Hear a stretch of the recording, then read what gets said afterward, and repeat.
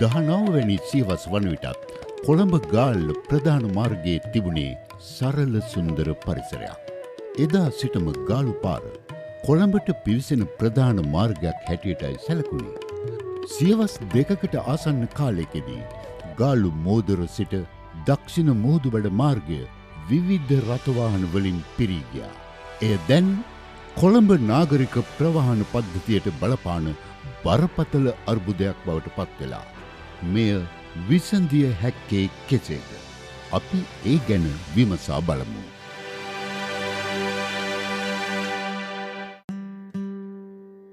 කොළඹ නගරයේ ප්‍රධානතම පොදු ප්‍රවාහන මාධ්‍ය වන්නේ මගී බස් රථ සේවයයි. කොළඹ නගරයේ බස් රථ ප්‍රවාහනය ආරම්භුනේ මීට වසර 100කට පමණ ඉහතදී. එදා මෙදා තුර අපේ රටේ බස් රථ ප්‍රවාහන පද්ධතියේ සිදු වූයේ කෙබඳු සංවර්ධනයක්ද? කොළඹ නගරය ඇතුළත බස් රථ ගමන් කිරීමේ ක්‍රමය මීට අවුරුදු 30කට 40කට පෙර තිබුණු ක්‍රමයම ලොකු වෙනස් වීමක් නැතුව ඒවයි තියෙන සංවර්ධනීයාංග බිඳ වැටෙමින් තමයි මේ දක්වාම ක්‍රියාත්මක වෙමින් තියෙන්නේ. ජනතාවගේ ජීවන තත්ත්වය ක්‍රමයෙන් ඉහළ යාමට සාපේක්ෂව පොදු ප්‍රවාහන බස් රථවල ගුණාත්මක බව ඉහළ ගිහින් නැහැ. ප්‍රමාද වීම, තෙරපී ගමන් කිරීමට සිදුවීම, අනාරක්ෂිත බව, අකාර්යක්ෂම බව, අපිරිසිදු බව වැනි කරුණු නිසා ජනතාවත් ක්‍රමයෙන් පොදු ප්‍රවාහන සේවාවලින් ඉවත් වනවා. ගත වූ අවුරුදු 15-20 තුළ බස් රථවලින් ගමන් කරන මගී සංඛ්‍යාව 10%කට 15%කට වඩා වැඩි ප්‍රමාණයක් බස් රථවලින් ඉවත් වෙලා තියෙනවා.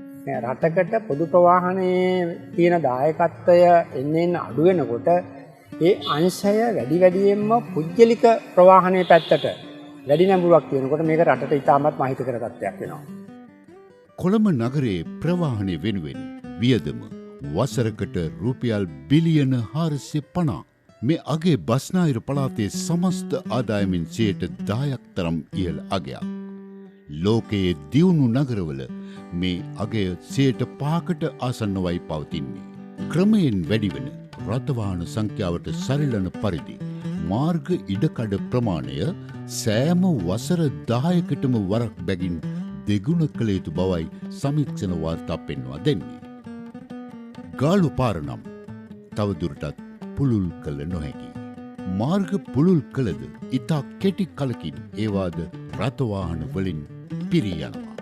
ලෝකයේ බොහෝ නගර මෙවැනි ගැටලු වලට සාර්ථක පිළියම් යොදා තිබෙනවා. 21 වැනි සියවසට සරිලන අතිනවීන පොදු ප්‍රවාහන ක්‍රමවේද අනුගමනය කිරීමෙන් එම නගර ලෝකයේ දියුණු නගර බවට පත්වෙලා. බස් රථ ප්‍රමුඛතා මන්තිරු, බස් රැපිඩ් ට්‍රාන්සිට් හෙවත් BRT වැනි නවීන ක්‍රමවේද එම නගරවල ක්‍රියාත්මකයි. 21 වැනි සියවසට ගැලපෙන ප්‍රවාහන පද්ධතියක් කොළඹ නගරයේ ස්ථාපනය කළ යුතුයි. මීට අවශ්‍ය සැලසුම් සම්පාදනයට අභ්‍යන්තර ප්‍රවාහන අමාත්‍යාංශයේ සූදානම්. කොළඹ නගරයට පැමිණෙන සියලුම පිවිසුම් වෙනුවෙන් නවීන පොදු ප්‍රවාහන සැලසුම් යෝජිතයි. මේ සඳහා ප්‍රවාහන අමාත්‍යාංශය විධිමත් වැඩපිළිවෙලක් සකස් කරලා තියෙනවා. මොරටු විශ්වවිද්‍යාලය විසින් අපි ප්‍රවාහන අමාත්‍යාංශයේ ඉල්ලීම පරිදි ජයිකා ආයතනය විසින් ඉදිරිපත් කරන ලද සමස්ත සැලසුම යථාවත් කරලා අපි දේශීය ගත කරලා අපි ඒ සැලැස්ම ක්‍රියාත්මකත්වයේ තත්ත්වයට වර්ධනය කරලා මේ වෙනකොට මාස්ටර් ප්ලෑන් එකක් හදලා සමස්ත ප්‍රවාහන ප්‍රශ්නයට දීර්ඝකාලීනව දැක්මක් උපාය මාර්ගික ප්‍රවේශයක් ඉදිරිපත් කරලා තියෙනවා. ඒක රජයට අපි මේ වෙනකොට යොමු කරලා තියෙනවා අවශ්‍ය අනුමැතින් සඳහා. දැන් මෙහි ඊටාම කඩිනමින් කරන්න පුළුවන්. ඒ තරම් ලොකු වියදමක් දරන්න නැතුව කරන්න පුළුවන් එකක් තමයි අර ගාලු පාරට ඉදිරිපත් කරලා තියෙන ප්‍රමුඛතම සැලැස්ම විදිහට තියෙන බස් රැපිඩ් ට්‍රාන්සිට් කියන එක BRT කියලා අපි කතා කරන වේගවත් බස් සේවා හඳුන්වා දීම. අන්තර්ජාතික විද්වතුන්ගේ අධීක්ෂණයද සහිතව මොරටුව සරසවියෙන් කළ විද්‍යාත්මක සමීක්ෂණයකින් පසු හඳුනාගෙන තිබෙන්නේ කොළඹට පිවිසෙන ගාලු පාර BRT පද්ධතියක් ස්ථාපනයට වඩාත් සුදුසු බවටයි. BRT යනු ශීඝ්‍රගාමී බස් රථ සේවාවක්. එක් දිශාවකට මන්තීරු දෙකක් හෝ ඊට වැඩියෙන් ඇති පිවිසුම් මාර්ගවල එක් මන්තීරුවක් බස් රථ සඳහාම වෙන් කිරීමයි මූලික පියවර. මේ බස් රථ නවීන දුම්රිය සේවාවකට සමානවයි ක්‍රියාත්මක වන්නේ. ඒවා ඉතා සුඛෝපභෝගී ලෙස ගමන් කළ හැකි බස් රථ. සුඛෝපභෝගී පෞද්ගලික වාහනවල ගමන් කරන කෙනෙකු පවා නිරායාසයෙන්ම මෙවැනි පොදු ප්‍රවාහන සේවාවලට යොමු වෙනවා. ගාලුපාරේ කොළඹ සිට මොරටුව දක්වා මාර්ගයේ BRT පද්ධතියකට අවශ්‍ය අවම මාර්ග පළල ඇති බවයි මේ අධ්‍යයනයෙන් සොයා ගැනුනේ. අද වන විට ගාලුපාරේ කාර්යබහුල වේලාවල පැයකට මගින් 9000ක් පමණ ප්‍රවාහනය කරනවා. මීට බස් රථ 200ක් පමණ අවශ්‍යයි. සෑම තප්පර 18කටම වරක් බැගින් බස් රථයක් නැවතුම් ස්ථානයකට පැමිණිය යුතුයි. ඒත් ගාලුපාරේ කිසිදු බස් නැවතුමක් මේ සඳහා ප්‍රමාණවත් ඉඩ පහසුකම් සලසා නැහැ. එහි ප්‍රතිඵලය වන්නේ බස් නැවතුම් අසල බස් රථ තදබදයක් ඇතිවීමයි. මේ හේතුවෙන් මාර්ගයේ සෙසු වාහනවල ගමනාගමනයටද බාධා සිදුවනවා. එහි අවසන් ප්‍රතිඵලය බස් රථවල ගමන් වේගය තවදුරටත් අඩුවීමයි. ගාලුපාරේ සිදුවන අධික මගී සංසරණයට හොඳම පිළියම වන්නේ BRT පද්ධතියක් ස්ථාපනය කිරීමයි. ලෝකයේ දියුණු නගරවල භාවිත නවීන ප්‍රවාහන ක්‍රම අතර ඉතා අඩු වියදමින් හා කෙටි කාල සීමාවකින් ස්ථාපනය කළ හැකි ප්‍රවාහන ක්‍රමය වන්නේද BRT සේවාවයි. යෝජිත BRT පද්ධතියෙන් සිදුවන්නේ ගාලුපාරේ මැද පිහිට ඇති මන්තීරු දෙක බස් රථවලට පමණක් වෙන් කිරීමයි. බස් නැවතුම් ස්ථාන ඉදිවන්නේද මාර්ගයේ මැද කොටසේ. මේ විශේෂ බස් රථවල ඇතුල්වීම දොරටු පිහිටා තිබෙන්නේ බස් රථයේ දකුණු පසයි. මේ දොරටු ඉතා පුළුල් ඒවා.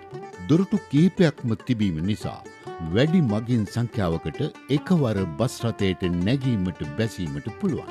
දොරටුවල උස බස් නැවතුමේ උසට සම මට්ටමකයි පවතින්නේ. විශේෂ අවශ්‍යතා ඇති මගීන්ට පවා ඉතා පහසුවෙන් ඉක්මනින් බස් රථවලට ඇතුළුවීමටත් ඉන් පිටවීමටත් පුළුවන්.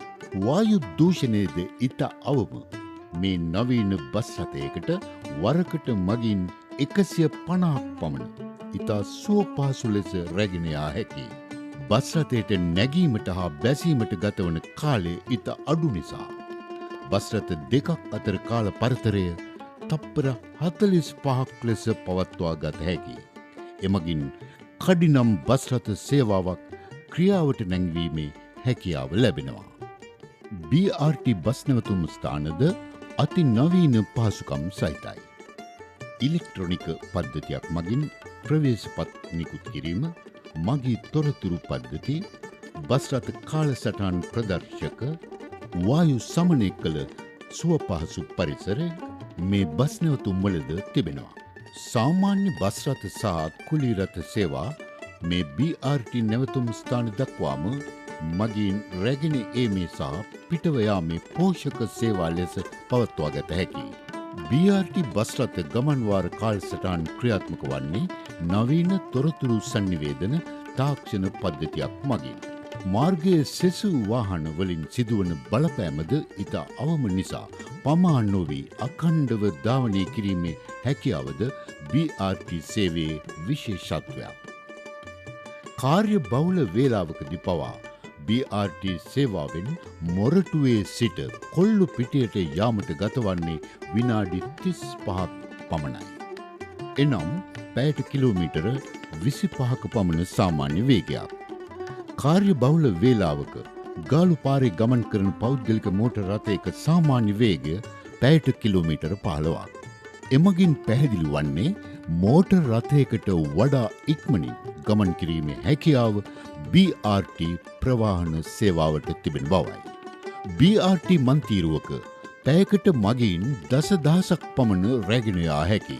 පෞද්ගලික වාහන මගින් පැයකදී රැගෙන යා හැක්කේ මගින් 3000ක පමණ සංඛ්‍යාවක්. කොලොම්බියාවේ බොගෝටා, තුර්කියේ ඉස්තාන්බුල්, ඉන්දියාවේ අහ්මදාබාද් වැනි නගරවල මෙවැනි BRT ප්‍රවාහන සේවා සාර්ථක ලෙස ක්‍රියාත්මකයි. මේ BRT මන්තීරු ආශ්‍රිතව පදික ජනතාවට වැඩි ඉඩ ප්‍රමාණයක් වෙන් කෙරුණා. එහි සාප්පු සංකීර්ණ ඉදිකොට ඔවුන් විවිධ වාණිජ මට්ටමේ ව්‍යාපාර සාර්ථක කරගත්තා. ගාලු පාරට යෝජිත BRT සේවාවෙන් කොළඹ නගරයේ ආශ්‍රිත ගාලු පාරද අති නවීන වෙළෙඳ ප්‍රදේශයක් බවට පත් කළ හැකියි. ජනතාවට පෞද්ගලික වාහන වලින් තොරව නගරයේ සංචාරය කිරීමත් සාප්පු සවාරියේ යෑමත් ඉතා පහසු වේවි.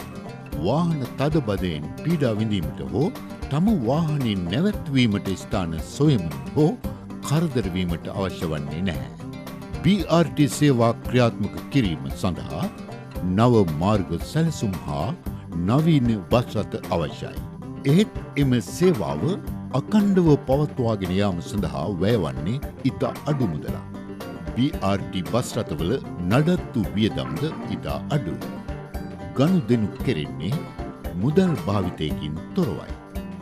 ඒ සඳහා විද්‍යුත් ක්‍රම භාවිත කෙරෙනවා. එමගින් මුදල් අවභාවිතයේද මුළු මනින්ම නවතිනවා. එම නිසා සාමාන්‍ය බස් ගාස්තු යටතේ මේ අති නවීන පහසුකම අත්විඳීමට ශ්‍රී ලාංකිකයනටද අවස්ථාව ලැබේවි.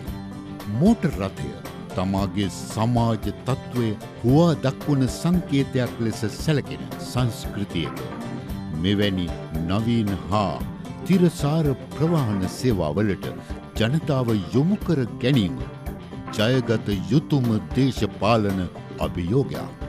එය රටක් ජාතියක් හැටියට අනිවාර්යෙන්ම ජයගත යුතු අභියෝගයක්. අපිත් ඊට සාර්ථකව මුහුණ දෙමු.